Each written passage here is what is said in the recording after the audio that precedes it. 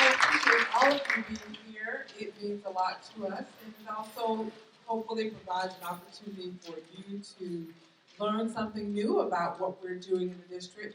I'd like to begin by again thanking those who made this possible. As you well know, we have had a very exciting day today in the district. Of course, I'm going to tell you about that. So we had a gracious team to put this all together. Please join me in giving them a round of applause for making everything wonderful. And of course, we offer a special thank you to Mr. Heater and his team for giving us this space. While this is one of our wonderful East Plus sponsored projects, what we have done is not only allowed for our young people to have use of this space, but it's also open to our community. So let's give Mr. Heater and his staff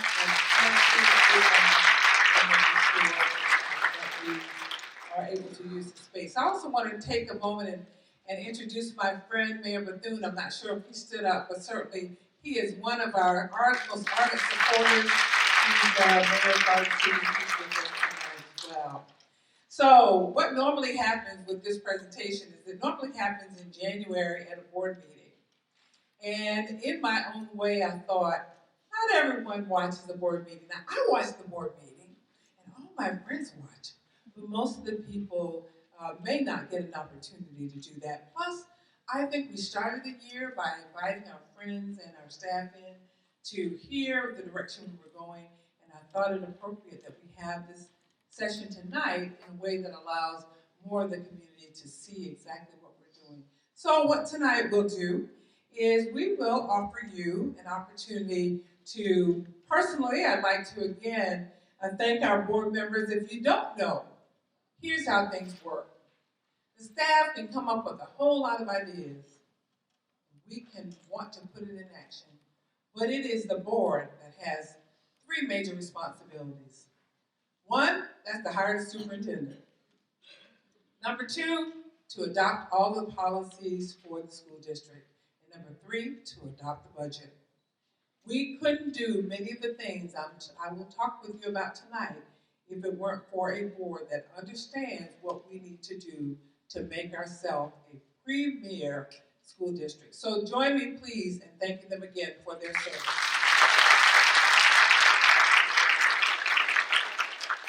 So where are we now? And where are we going? It's important that you know that we are indeed moving quickly. We have one more day of school before spring break. And it will, I heard somebody clapping. And what that marks for us is 11 days. As of tomorrow, we'll have 10 days before our state mandated testing. And I will tell you, as a superintendent who's out in the buildings, I can tell you that our youngsters are ready. So I want to offer a special thank you to our school administrators and our teaching staff and all of those persons in the building for making sure our babies are #GMAS ready. Give them a big round, please. So as a reminder, I'd like to make sure that people know exactly what it is what we need to know about our school district. We serve 38,000 students every day. 55 schools, actually 64 sites, and we have 5,600 employees. Our operating budget is $559+ million. And when you add that to our East Plus budget of more than $430 million, we are indeed a billion, that's with a B, operation. Our school district is the 10th largest in the state of Georgia. And it is also a school district that covers 426 square miles. What that means is we are in 7 different municipalities. That means we also enjoy relationships with 7 other governing bodies. That means we really are dependent on them, and they are indeed dependent upon us. We have schools from Tybee to Bloomingdale. I tried that drive in one day. So here are our priorities, and you heard us talk about this earlier this year. High quality academic offerings, a safe and secure learning environment, and of course, as you have noticed our work over the past few years, we indeed want to be the employer of choice in our area. Because of the work that is being done in our schools, from pre-K to 12, our graduation rate is 84.3%. That is higher than the state average for the past 3 years. And all indications are that that number will continue to rise. And then, of course, last year, we gave our families, through the work of our students and staff, $40 million, over $40 million in scholarships. Now, that's a lot of money, but it earned by young people who are committed to their studies and committed to their craft. Let's give our staff a big round of applause for this accomplishment. So let's look at our success. And while I am certainly a leader, one of the things I know is great to celebrate what you do well. I never take that for granted. But I also know that there are areas that we continue to work on, and we'll talk about both of those today. Our academic gains, whether they are everything we want them to be at any one time, we promise and we practice and we work toward steady improvement. That's what we want. We're not looking for any of our schools to go from 0 to 100, because then we'll have some other visitors we really would want to have. But we are looking at academic gains, enrollment growth, and innovative programs, as well as award-winning schools. And you'll see there, we stand proudly with our National Blue Ribbon schools. Last year, we added HER to our STEM-certified schools and programs. They joined STEM Academy and they joined Jenkins High School. We are one of the few districts where we have at least one at each level. We have several who are working on that now.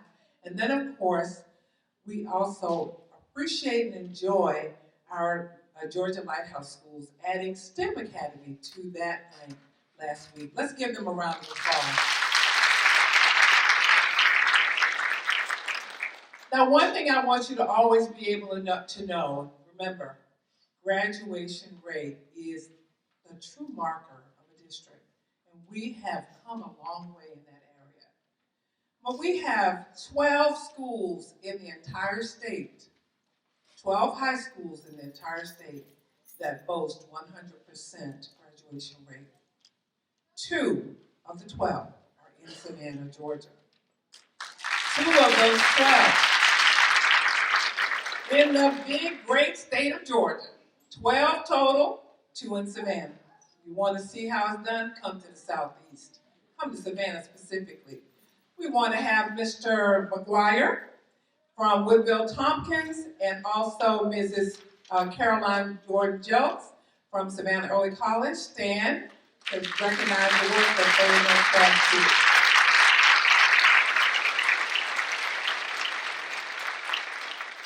And then, of course, we made a commitment several years ago to increasing the amount of rigor and the number of rigorous courses that our students are exposed to. Because you know, when they start with those rigorous courses and they're successful, they are much more inclined to continue on that road. So dual enrollment is a specific goal that we've had where we nearly increased to 2,300 dual enrollment credits just last year alone. Now, if you don't know what that means over $1 million we have saved parents in college credit tuition. We've more than doubled the previous year, and our intention, of course, starting out even early this year in August, we started inviting our strongest scholars to come in and consider dual enrollment. And then, of course, the College and Career Ready Performance Index, that is commonly referred to in our circles as CCRPI. It is an index that indicates academic health in the district. Now, I will tell you that People often compare from year to year, but the index also changes from year to year. Sometimes it changes 17 times in a year. But nonetheless, we have seen continued improvement, and this past year we saw improvement by 2.4 points. I'd like to thank our staff and families and students for continuing on that road. But I cannot let this day go by without talking about 7 of our district schools that exceed the top quartile in the state. And of course, I'm sure they're represented here. May Howard Elementary, Garrison K-8, STEM Academy, Savannah Early College, Savannah Arts, Woodville Tompkins, and Tybee Island Maritime Center. Give them all a big round of applause. We've also had our grades 9 through 12 outperform our comparison districts. When we're making comparisons with districts, we try to compare ourselves with districts that are, in terms of size and demographics, very similar to ours. And then, of course, our middle schools have also shown the greatest improvement with a gain of more than 5 points on CCRPI. And I'll tell you, that's no easy feat. Let's give them a round of applause. Now, long before the governor put into place his measurement system for schools that were not performing well, we went to our board in 2014 and said, we need a different way of managing schools. And that normally, when you say that, that means you need a different staffing pattern, maybe different schedules, maybe different calendars, all of that. We did our research, and we determined for those schools that had a long-term pattern of not performing well, we needed to do something different. We likened it to being in a hospital. There's one thing to have a cold, and there's another thing to have the flu. We just went through that in our own county. What we have been doing in many instances is treating them all as if they need the same treatment.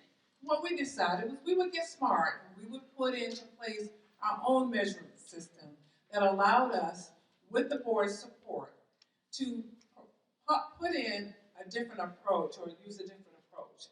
We are very happy to show that 3 of our schools, based on our definitions, 360, that means that they had an overall CCRPI score lower than 60 for 3 consecutive years.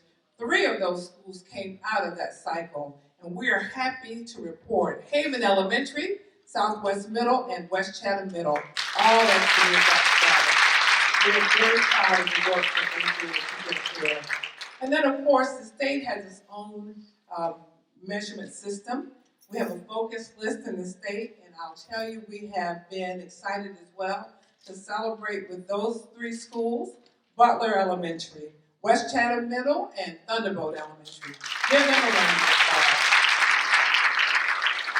Now, Thunderbolt students, of course, are now attending Juliet Gordon Low School of Humanities, but we definitely are so proud of the hard work that was done under Susan Ambrose and staff at Thunderbolt Elementary. Thank you and congratulations again. So how do we get to do all this?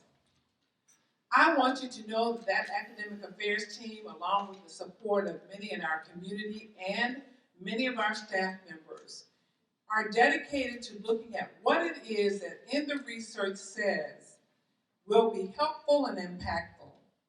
And we, of course, have our district accountability measures that allow us to really determine what it is that we need to work toward. We have continued to work on reading readiness, and we've continued to work on math readiness. The scores in both of those areas have continued to rise. And I'm very proud of the work that's done from K-12 in order to make sure that those scores are continuing to improve. You see here that we have seen improvement of up to 6 points compared to last year in reading readiness, and we know that based on what we're doing this year, we'll see a greater improvement from here. We've also seen an improvement of 6 points and 9 points when it comes to math readiness. Give them a big round of applause. And then, of course, for our young people who are advanced and we want to make sure that they continue to advance, we have young people who are enrolled in advanced placement, international baccalaureate, and of course in dual enrollment courses. You see that trajectory, it continues to go up. That means that more young people are being exposed to high-level courses and high-level content, and they continue to engage in those courses, and that means more of them will have a greater future and a greater prospect. We've gone from a small number of young people being enrolled in these courses to 1,891 students being enrolled in these courses. Very, very proud of that achievement.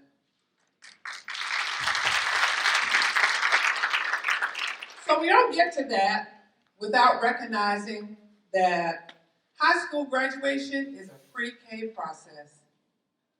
You started pre-K. In fact, the pre-Kers, the young people who came in this year will graduate in 2030. Think about that. All of you were born in the 20th century. So pre-K is something that we continue to share with this community. If we want to see a greater level of achievement in our schools and in our communities, we have to start by front-loading success. That means we need to put more of our efforts down on that end. And that allows us to see those young people come into elementary school and go into middle school and go into high school much better prepared. So we've made a commitment. If you've been around, you've heard me say, I believe that we need to have more pre-K early education offerings throughout our community. That is the only way we're going to see changes in our student achievement. We have to start early. I love when babies can stay home with me, Mom and Nana, but I also love it when they can come and be in a structured learning environment so they can learn those soft skills that we talk about. You know, everything you really need to know about life we learn in kindergarten. So we just want to start a little bit early. Even this year, what we've learned and what we've established with the state is that we are a high demand district. I want to take a moment just to thank Mrs. Andrea DeShazo, Cassandra Moss, Mrs. Rome Bush for making sure that they communicated our needs to the state. We were, based on those applications, we told the state we need more pre-K classes, we need more pre-K opportunities. Just this year, closing March 6th, we had 1,584 applications accepted and eligible for consideration for next year. We have 62 classes, pre-K classes, and we have 64 that are planned for next year. I would love to have many more than that. We know that of this number of applications that we receive that are eligible for consideration, we will only be able to see maybe 1,300, maybe 1,400 if we're lucky. And that does not include the number of people who did not apply. When we look at the census tracts in our city, we know that there are several areas where there may be home daycares, and those home daycares may not be open for much longer. So our responsibility will always be to advocate for more pre-K opportunities.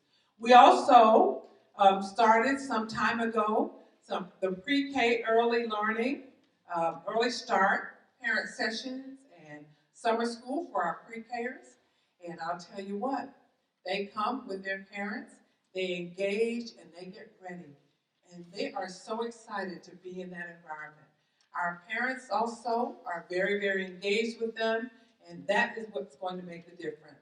We've been having those sessions at Haven, Hodge, Gadsden, Brock, and Schumann, and for next summer, we'll be adding A.B. Williams and Butler Elementary. So I hope you will go out in our community and continue to advocate for more early learning experiences. Our children deserve that and nothing less. So I thank you in advance for your support. So how do we get to our critical success factors? Well, let me tell you about our morning. I promised that I would do that. This morning, we had more than 524 members of the Rotary and community supporters out reading to our babies in pre-K through 3 classes. What a way for our community to demonstrate their support for literacy. This year, we adopted and rolled out our approach to ensuring that young people are prepared for the future. So we rolled out our balanced literacy program. In fact, we planned to roll it out just for the early grades, but our principals decided we needed to do that across the board. One, it allows all of our elementary students to experience the beauty of reading. So they learn decoding. They learn all of the words that they need to learn, as well as they understand. So comprehension is important as a part of it. Plus, we promote independent learning. And so to promote that even further and get our community involved in this effort, we offered our Million Books Challenge, which I will tell you in just a few moments. We'll provide a classroom library for every classroom up to grade 5, and we are doing very well with that challenge because of you. So give yourselves a round of applause for that. So why is it important for us to engage the community and to engage our parents? Because the research promotes and tells us that for young people who read at least 20 minutes a day, then we will see a dramatic change in their performance. So what we wanted to do through our Million Books Challenge was not only provide additional libraries in our classrooms, but also give our young people an opportunity to take their books home and to read their books. And as we've experienced in some of our family engagement days when we give away books, the young people will say to us often, "Do I have to give it back?" And what we have been saying to them is, no, you don't have to give it back. Like this morning, some of us read books and they could read along with us. And they love those books. So we want them to have an opportunity to practice. So reading 20 minutes a day, as you can see, makes a difference. And that's what we want them to do. We want them to read in the classroom and we want them to read at home. So the Million Books Challenge. The Million Books Challenge. We had 861 classrooms we were trying to outfit, and we are 72% of the way there. Give yourselves a hand. We've had donations that range from 1 book, 20 books, today 200 books, a couple of weeks ago, 5,000 books.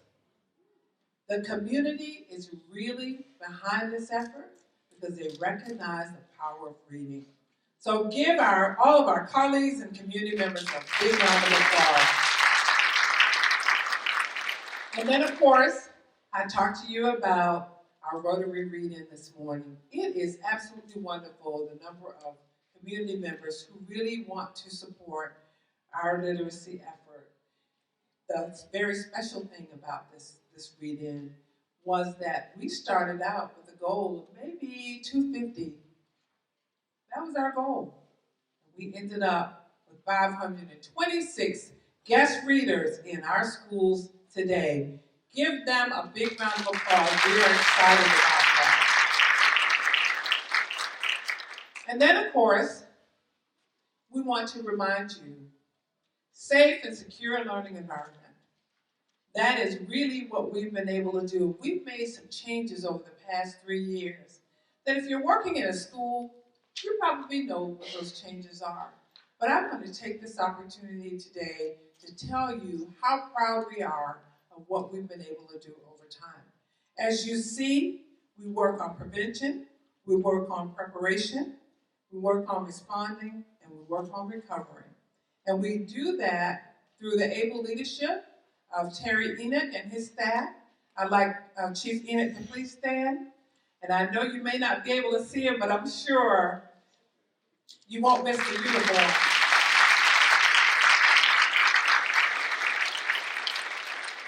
He is the person who leads the charge of safety and security, but he also promotes the idea every day that safety is a community affair.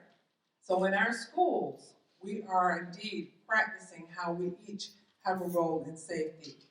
These are just some of the most recent, probably in the last 3 or 4 years, some of those initiatives that we put into place.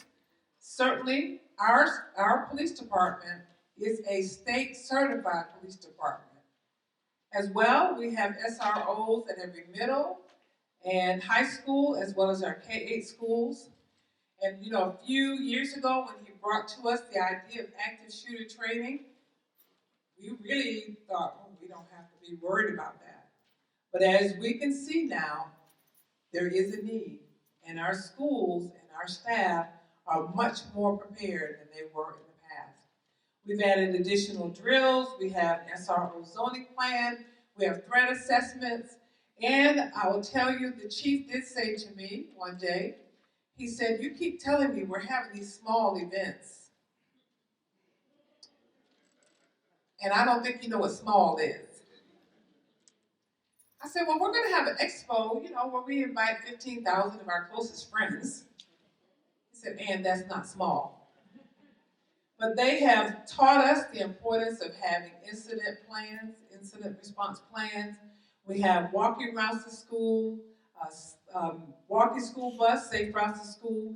We also we established last year a see something, say something, safety hotline. You might have remembered those little cards that we passed around all across the district. The 234-2020 card, which that number's been used, and we have people call in and give us information that helps us continue to be safe.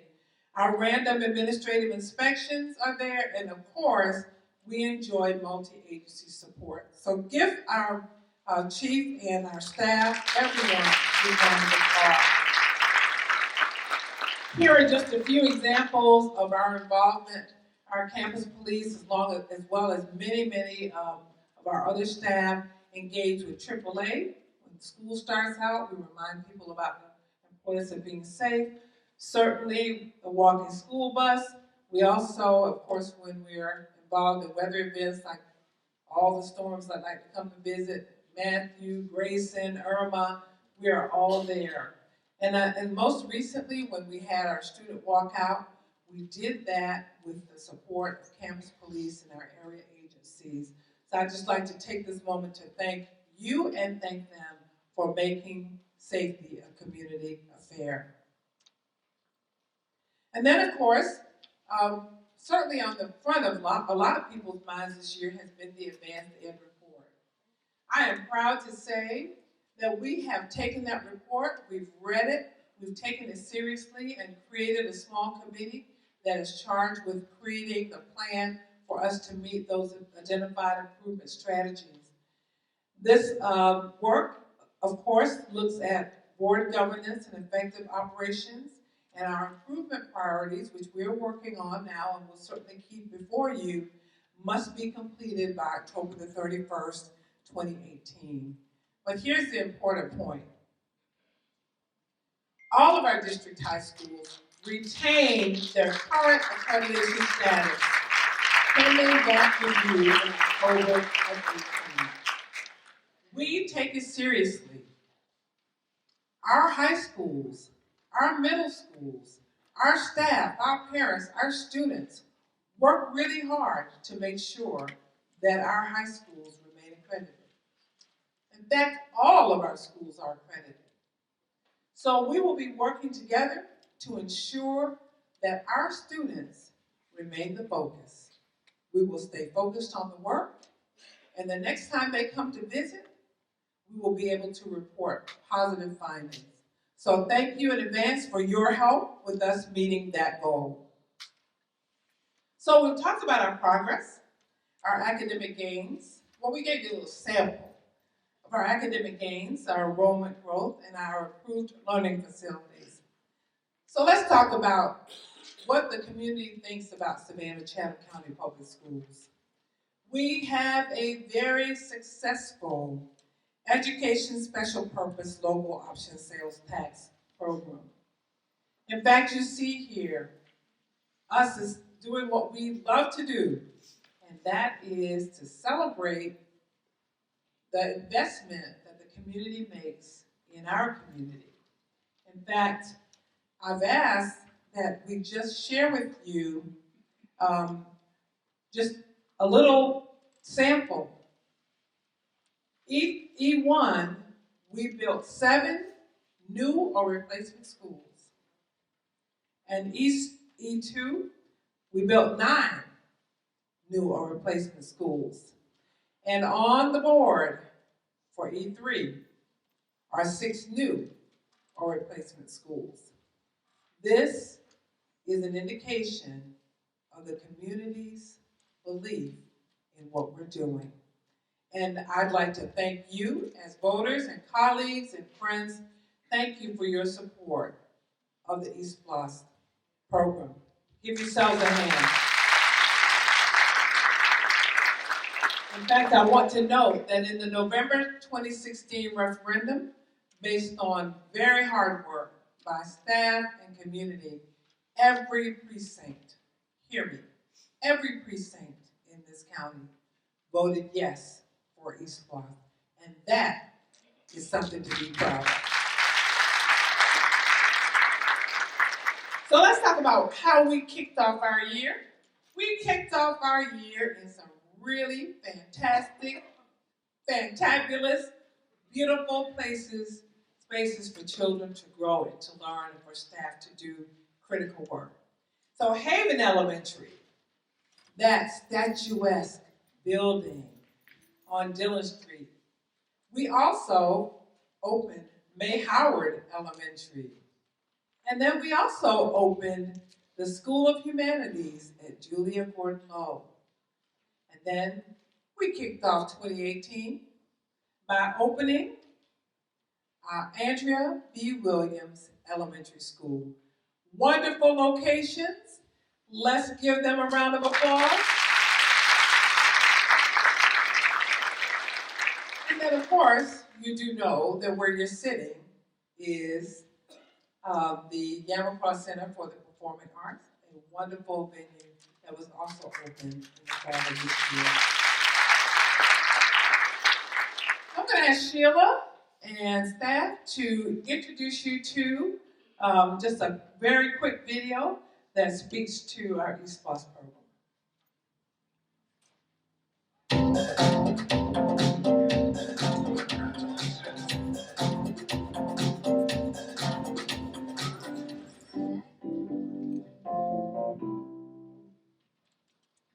Here we go. It's 3, 2, 1.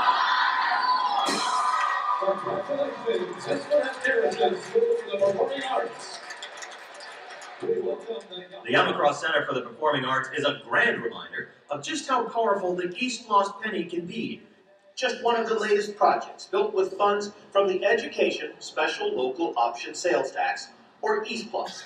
We also hope that this building will facilitate the fine arts for all schools, not just Garrison schools, but for all the schools within our community, because they have the opportunity to use this. We have the opportunity to bring in top performing arts. The East Block continues to raise millions of dollars to build, repair, and replace education facilities in Savannah and Chatham County. For communities needing new and improved schools, this funding is changing everything. Haven School is a great example of just how important that funding can be. The school just opened, and already it is the pride of the teachers who teach here and of the community. It was great. I was standing at my doorway at open house night, and to see people that said, "Oh, I graduated here this many years ago," and to see them come through and they just thought they were in just a palace. I mean, they took such pride in it, and they were bringing their grandchildren here, or their great-grandchildren here, and it's because, a lot of them live in the community and stayed in the community, and it's been great for them to see that the community has earned this.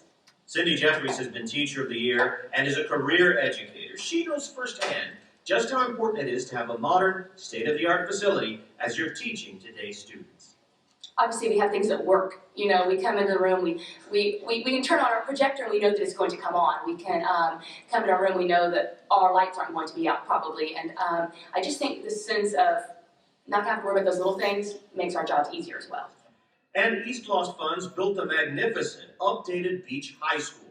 Again, a clear example of how new schools and modern tools make all the difference. The technologies we have, they help us be more engaged in school. It's not like the old textbook way of learning and all that, because that's boring. Like, the future is based on technology now, so with the iPads and the computer, the counter wheels, and the Promethean board, it helps us be more engaged and we learn more like that. Congratulations, Woodville Tompkins. Woodville Tompkins Technical and Career High School is yet another East Lost success story. The Savannah-Chatham County Public School System website features a lengthy list of school improvement projects scheduled for the East Lost funds. Each educational special purpose local option sales tax has provided millions for the district to build new schools for our students, to replace aging facilities, or accommodate Chatham County's growing population. Under East Lost 1, 7 new or replacement schools were built. Under East Lost 2, 9 new or replacement schools were built. And under East Lost 3, 6 new or replacement schools are planned. In addition, funds raised by the voter-approved penny sales tax have provided millions for the district to pay down existing bond debt. We're going to see a new White Bluff Elementary. We're going to see a new Jenkins High School, which is going to have that STEM component. We're also going to be able to house some of our students from our coastal Georgia center. We'll have a capacity of about 100 students that will come over to that new facility. So we're looking for all of those new offerings. But does a facility have an impact on the instructional process? I think it does. East Lost is a potent reminder that new schools can lead to stronger communities, and the attending new technology can lead to better education for students. These are things all communities desperately need right now. But East Lost isn't just about right now. It's also about the future. Here at Isle of Hope, I see this building potentially serving this community for the next at least 50 years. What we need to keep in mind is that that these buildings will serve our communities for perhaps 50 or 60 or 70 years if we hold true to our customs and the things that we've done in years gone by. Our community has voted in every precinct to support East Lost, and that says they believe we are great stewards of people's money. They also believe that we design and build schools that will be with us for several generations.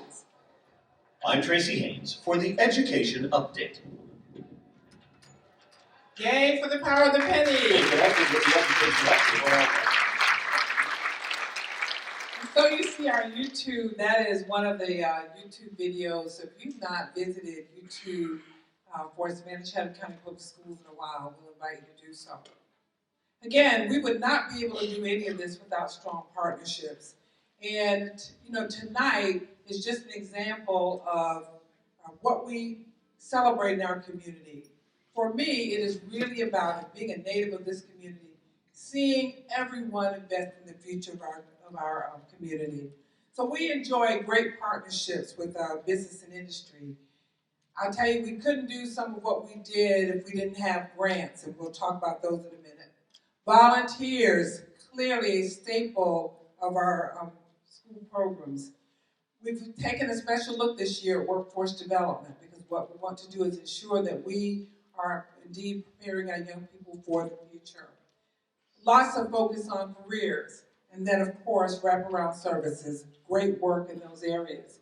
Here is a very small, hear me, very small sample of some of the businesses that work with us. We count on lots of people in our community to not only provide support for activities, but also to employ our youngsters. In fact, we had our second job fair for the year today at the Savannah Mall. We had 50 employers out there, and some of them were hiring on the spot. So there'll be lots of very happy young people when they go home tonight. But these are just some of those who have continued to support us over the years. Let's give them a round of applause. And then, of course, a highlight of a very strong and fairly new partnership we enjoy, much like many of the others. Our hospitality program at Woodville Tompkins received a shot in the arm from the Kessler Group. Here's a photo of Richard Kessler, our culinary arts students and school staff hosted him maybe a couple of weeks ago so that we could be introduced to our $250,000 new hospitality lab that has been totally financed by the Kessler Group. So five-star accommodations. So when the next storm rolls around, I will not have to leave town. I will just go over to Woodville Tompkins and stay in our five-star hotel. All right. And here is another East Floss project that really allowed us to see growth in another area in our city. We have a new construction lab at Windsor Forest High, which really came as a result of strong advocacy from all levels and great support from our tradesmen and our unions. They helped us put it all together. So we are excited about that program at Windsor Forest High and opened our new construction lab just a couple of weeks ago. Let's give them a round of applause. And based on our building programs, those young people will certainly have a place to work. So here are just some of the grants that we talked about. We, through the work of and advocacy of Senator Lester Jackson, was able to secure a $700,000 technology grant just this year for Brock, Haven, and Hodge. And so when you see Senator Jackson, if you will offer a special thanks to him for that work. Of course, I talked to him yesterday, and I'm asking for more grants and certainly expressing our continued appreciation for his support. 19 of our schools, including this one, received video broadcast grants through the work of principals, teachers, and also our Office of College and Career Readiness for a total of $475,000. That is the grant that's also, we're using that equipment to videotape this session today. So let's give them a round of applause. One of our more recent partnerships and grants that we received was through the New York Life Foundation. Given all that we're seeing in our community and knowing the impact of grief and loss on our students and staff and community, New York Life has offered us $27,500 to create grief-sensitive schools. Now, teachers and staff will receive that training, and they'll also receive a monetary donation to buy supplies. So give them a round of applause as well. Those are just a few of the grants. Now, I want to ask that you bring the house lights up because I want to introduce a very special person to the audience. So I'm going to ask that Mr. Julius Hall stand up and turn around because he is our longest serving volunteer in the district. He has served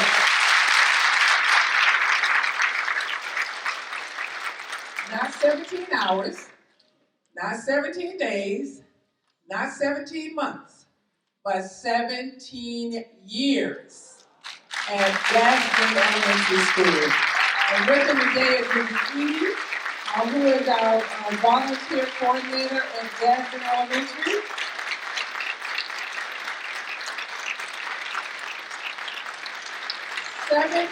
years, Mr. Hall has volunteered at Jasmine Elementary. Now, I will tell you, the board adopted a policy in August 2016 that dealt with volunteers, like most districts will do.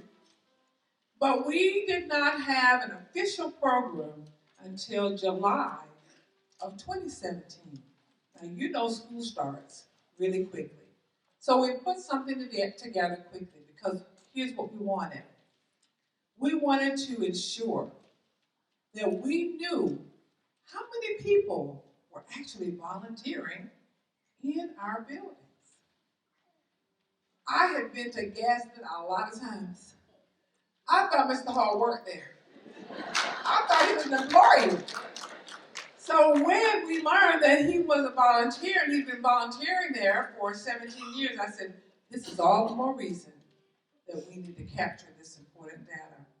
So before July of 2017, we really don't know how many people were volunteering.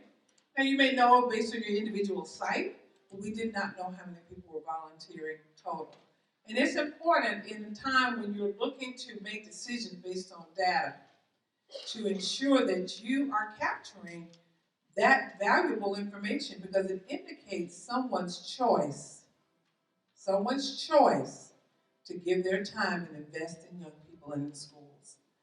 So, to date, we have officially registered 3,502 volunteers, officially registered. That doesn't mean we don't have people out there volunteering without registering, for a total to date of 24,637 hours that have been logged service to our schools. Now we think that there are more hours out there. So we're encouraging our principals, so we know how competitive we can be. We're encouraging our principals to make sure that those numbers are accurately reported by the year end. Because you know what?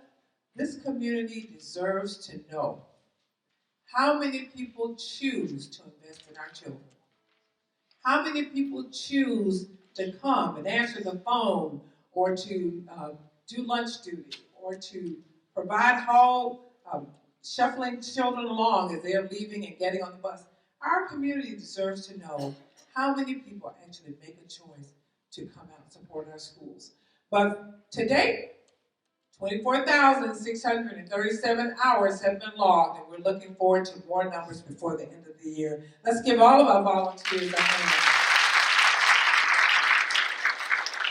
And here's an undergirding thought about the volunteer program. The volunteer program is important not only for recording and knowing who's in our building, but also it is a screening for safety. The volunteer program provides an additional level of safety and security for our students and staff. We have a group that has worked with us for a very long time called the Love Mentors. And when we talked to the Love Mentors, there are about 150 of them. We talked to them about the screening process. They came before the board, and here is a direct quote that I will share with just an excerpt of it. They said, "What took y'all so long? Thank God these children are safe. We are so glad to have you check us out. That way, we know that you know that we are the right people to be in there mentoring with your children. So we know that while it has not been the easiest, that's one thing we'll continue to work on, Operation Beacon. We know it's been a little bumpy, but I will tell you this. We know that those persons that have been cleared are safe to be around our children. So I thank you for those of you who've gone out and encouraged people to volunteer. Thank you. Let's give yourselves a round of applause for supporting volunteers. Now, when we met earlier this year, or earlier last year, I told you that one thing we would focus on would be making stronger connections. And that meant we needed to tell our story just a little wider. We have focused on improving our communications this year, and we've done that through several means. We certainly have a greater presence on social media. We provide direct information about what happens in the board meetings, so you don't have to worry about which parts you might catch on the news. All of the employees receive a direct review of what's happening at the board meeting. Of course, we have a new website. District website is so inviting. And then, of course, we do lots of video messaging. In fact, Chief has just finished a video message about school and safety and all of our safety measures. And then, of course, we had a few little extra events this year. We, of course, had our expo with the largest attendance we've seen in some time. I think this year we exceeded 15,000. We probably can ask Chief about that. We also had our signature gala for the arts, where we raised money to provide additional support for our art teachers. And then, of course, we hosted at the end of last month our first District Achievement Showcase, where we honored 148 of our very high-achieving students and staff, and of course we honored also our community partner, Curtis B. Cooper.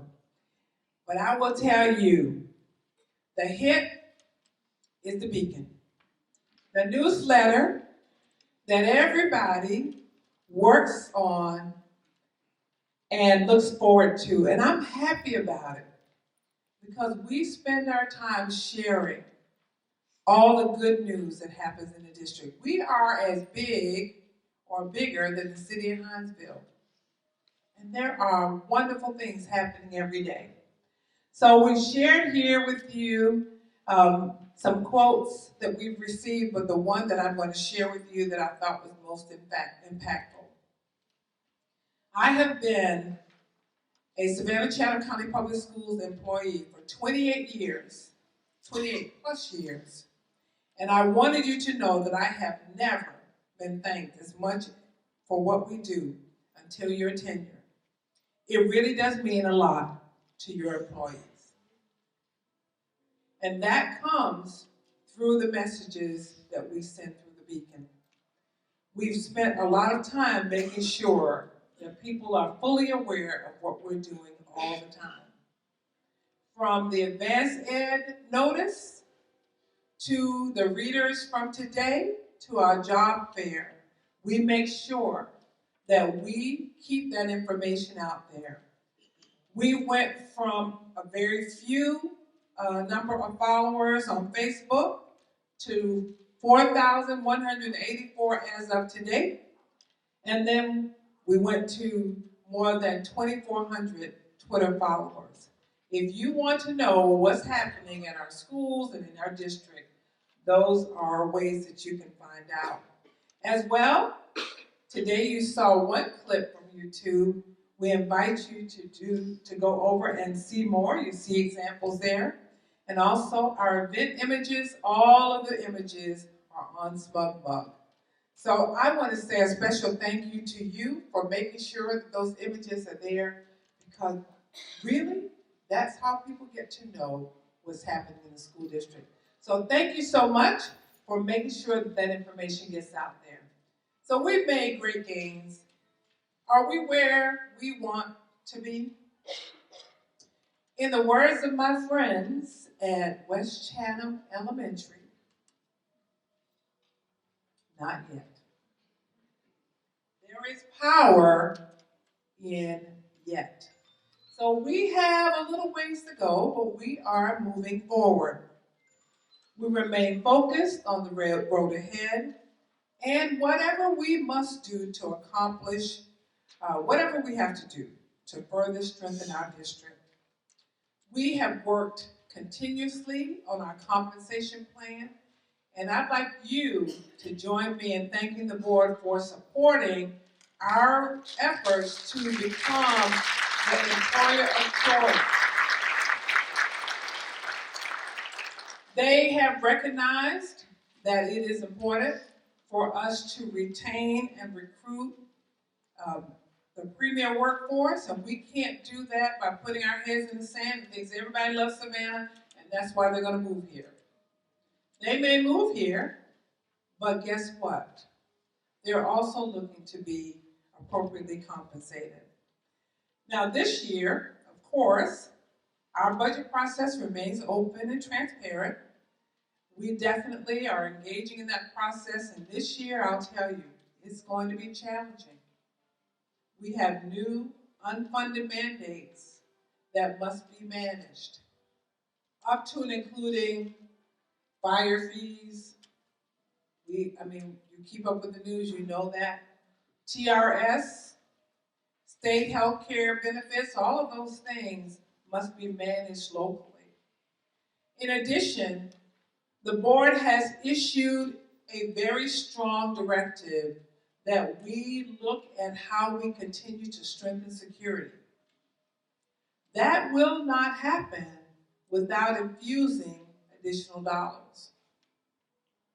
No one's dropping any money off at our door saying, we know you want to increase security, so we're going to drop some money. That's not going to happen.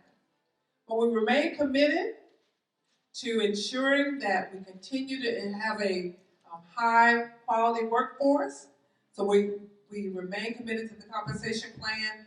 We also remain committed to meeting all of those other obligations. So you'll see us do some balancing and collecting some information on how we manage that. And of course, we are preparing and have been preparing for some time now to manage the new ESSA, or the Every Student Succeeds Act, those changes that come and will affect CCRPI. So here are our opportunities. You've seen us engage in school turnaround. That was part of our effort to ensure that our schools made progress. And when we saw that we weren't making as much progress as we needed to, we took courageous action. We probably didn't make friends along the way, but our board supported what we needed to do. We've already seen improvements at Brock, and we have certainly seen improvements at Savannah High. So in December, we started our turnaround process at Schumann Elementary. And we know that that process will work. We also will increase and continue to increase our business partnerships, our strategic alliances.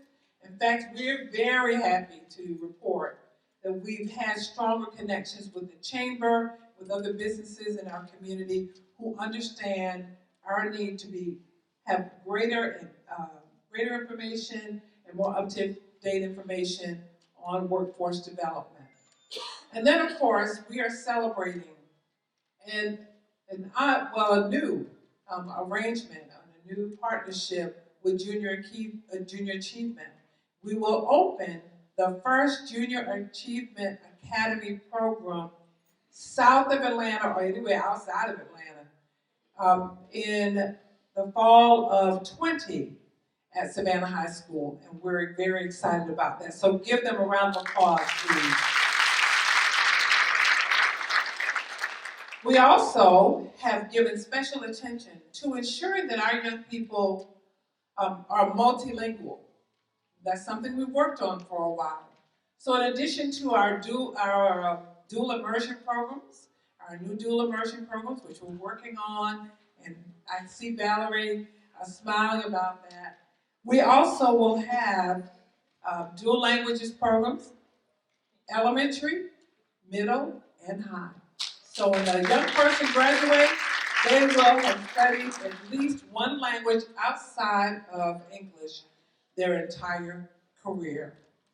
And then, of course, you know that our Career Academy at Savannah High continues to develop. In fact, they will have some labs finished this summer. I was there this week with the young people, and they are so excited about the changes at Savannah High.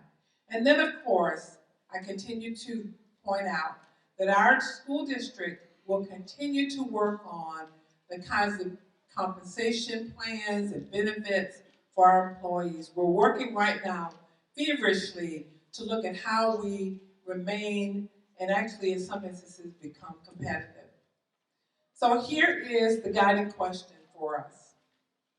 While I've talked with you about, or given you really just a snippet of what has happened over the past few months, every day we are guided by this question: what skills, what knowledge, what abilities do you think the graduates of 2030 and beyond will need to be successful in life?